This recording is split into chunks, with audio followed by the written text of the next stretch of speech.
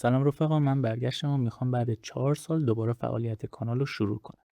این کلیپ هم صرفا یه اطلاعیه است تا هم شما از فعالیت مجدد کانال باخبر بشین و هم من ببینم سابسکرایبرام چقدر فعالن.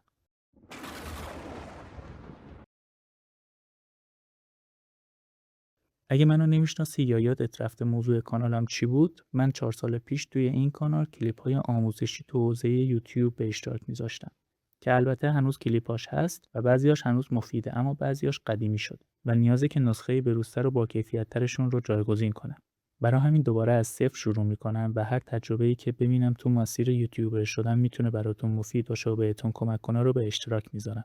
البته خبری از آموزش‌های پیچیده نیست و قرار نیست من تو این مسیر به شما رویا بفروشم یا الکی امیدوارتون کنم یا برعکس ناامیدتون کنم. صرفا یه سری تجربه است که تو مسیر استفاده از یوتیوب کسب کردم و به نظر خودم میتونه به شما هم کمک کنه و حداقل یه پله شما رو جلوتر ببره.